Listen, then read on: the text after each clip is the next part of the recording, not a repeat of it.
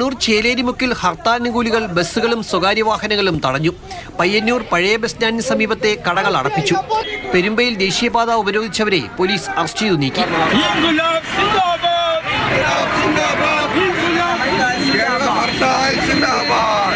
National Janata Dal Kannur commissioner ഓഫീസിലേക്ക് നടത്തിയ March അക്രമാസക്തമായി.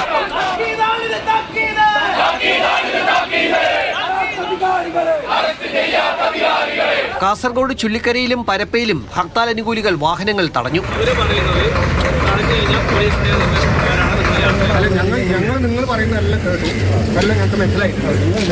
Kozhikode പേരാമ്പ്രയിലും കാരാച്ചുണ്ടിലും പ്രതിഷേധമുണ്ടായി.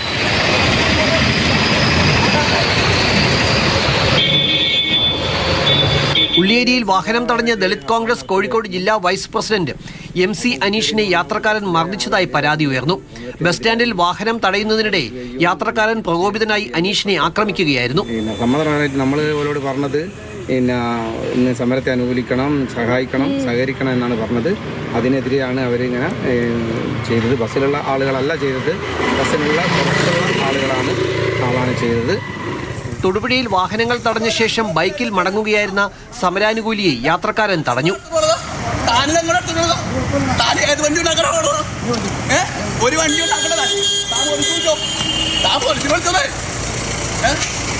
Pathanamthitta അടൂരിൽ KSRTC ബസ് സ്റ്റാൻഡിന് മുന്നിൽ സമരാനുകൂലികൾ വാഹനങ്ങൾ തടഞ്ഞു.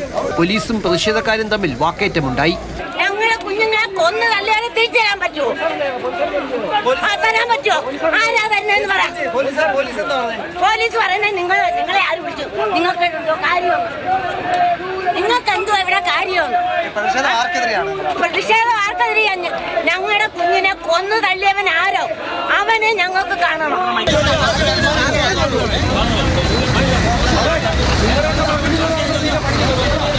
ഞങ്ങൾ ഭക്ഷണം കഴിക്കാൻ ഞങ്ങൾ പൊടിക്കുഞ്ഞുങ്ങൾ ഞങ്ങളുടെ കുഞ്ഞുങ്ങൾക്ക് വൈകാത്തതാ കണ്ടോ?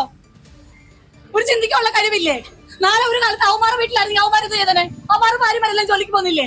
പാലക്കാട്ടും മലപ്പുറത്തും ആലപ്പുഴയിലും വാഹനം തടഞ്ഞ് പ്രതിഷേധമുണ്ടായി. News desk, Mathrubhumi news.